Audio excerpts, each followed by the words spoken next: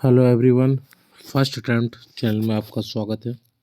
हम लोग बात करेंगे आज 11 जेपीसी फ्री बैच क्या है, प्रीलिम्स क्रैक स्ट्रेटजी क्या होनी चाहिए, फ्री मेंटरशिप, इस पर हम लोग बात करेंगे आज। पता है कि आपको एग्ज़ाम पे मात्र 35 दिन लगभग बचा हुआ है, 35-36 दिन मान सकते हैं। तो ऐसे में इम्पॉर्टेंट हो जाता है कि अब पढ़ना किस प्रकार से है, क्या कोई कोचिंग लेनी है या फिर सेल्फ स्टडी करना है, वो काफ़ी इम्पोर्टेंट हो जाता है।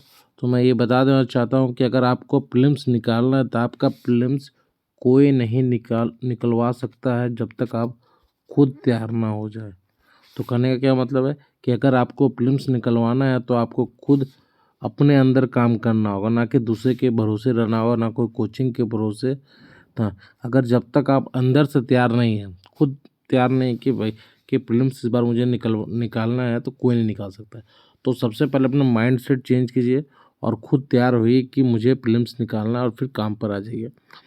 तो काम किस प्रकार से करना है वो हम लोग दूसरी बात करेंगे, लेकिन पहली बात ये आप तैयार हो जाए कि 35 दिन में हम ये विश्वास कीजिए कि 35 दिन में प्रीलिम्स निकाल सकते हैं। और खुद खुद में रेडी होइए। अगर आप खुद तैयार हो रहे हैं इस प्रकार से, तो आपका आधा काम मतलब समझ सकते हैं कि हो गया।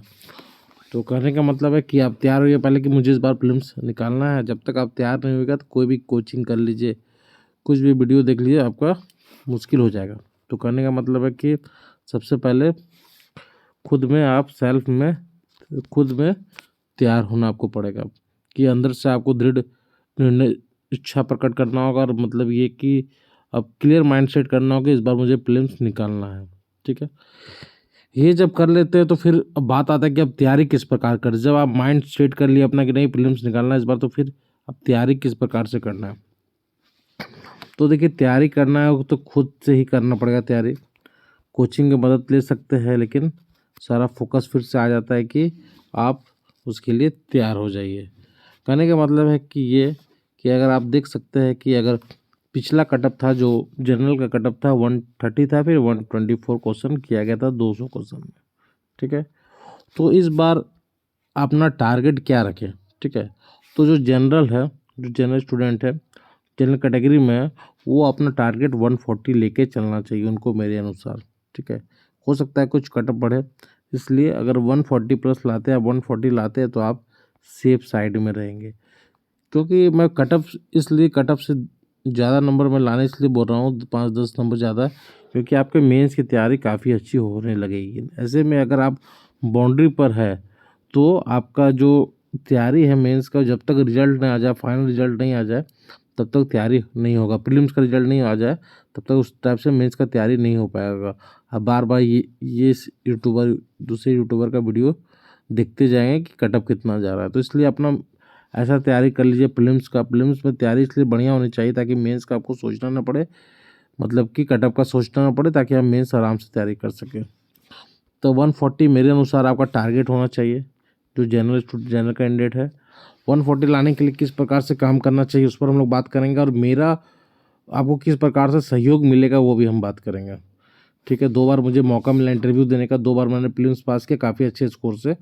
तो सारे अनुभव अपने शेयर करेंगे कि किस प्रकार से आप काम करें, जो आपका प्रीलिम्स 100% नहीं रुकेगा। तो 140 स्कोर लाने के लिए आपको सबसे ज़्यादा 110 सवाल, जो मेरा भी रणनीति था, 110 सवाल झारखंड का था, यहाँ आपको मैक्सिमम फोकस करना होगा। यहाँ आपको 80 से 85 क्वेश्चन, मिनिमम 80 से 85 क्वेश्चन सही कर रहा हूँ मैं। ऐसा नहीं बोल दे रहा हूँ कि 100 क्वेश्चन आप सही कर दीजिए, क्योंकि जो पॉसिबल है वही मैं बात कर रहा हूँ। लेकिन मिनिमम, और आप अगर अच्छा तैयारी लेवल का है तो 110 में आप खुद महसूस करें कि 80 से 85 नंबर तो सवाल, मतलब 110 सवाल में 80 से 85 किया जा सकता है आराम से। ये झारखंड हो गया। अब हम लोग बात करेंगे कि आपका प्राथमिकता भी कैसी होनी चाहिए, वो भी बात करेंगे। तो झारखंड में आपका सबसे पहला प्राथमिकता झारखंड होनी चाहिए आपके। ठीक है, उसके बाद कुछ टारगेट है, उसके बाद 15 सवाल है मिसलेनियस से।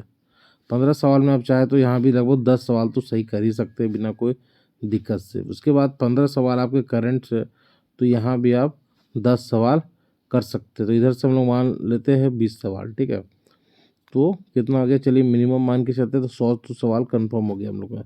कितना में 100 सवाल हो गया, तो 110 और 30 140 में 100 सवाल।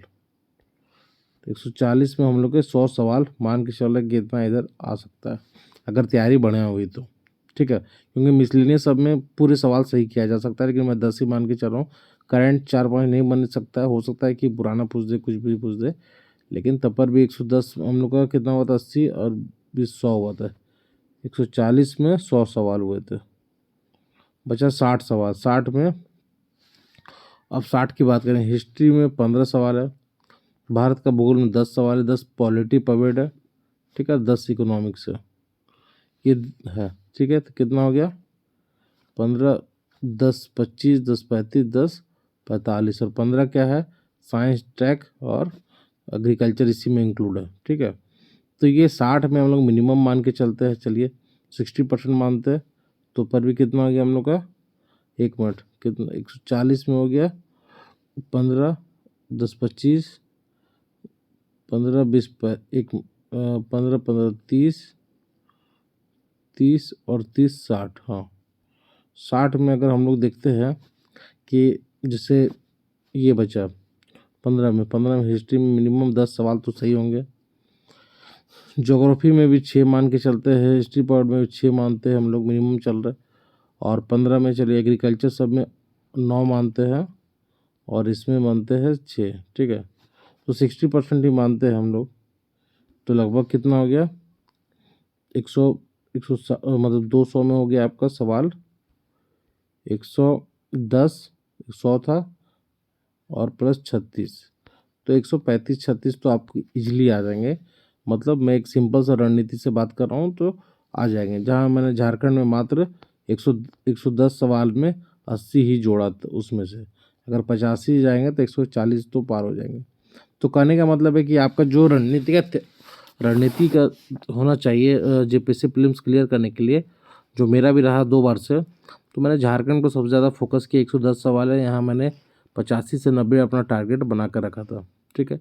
तो इसी प्रकार से आप झारखंड को वेटेज दीजिए सबसे ज़्यादा, फिर मिसलेनियस को दीजिए, करेंट को दीजिए, इस ऑर्डर में आप पढ़ सकते हैं तो आपको काफ़ी हेल्प होगा, ठीक है।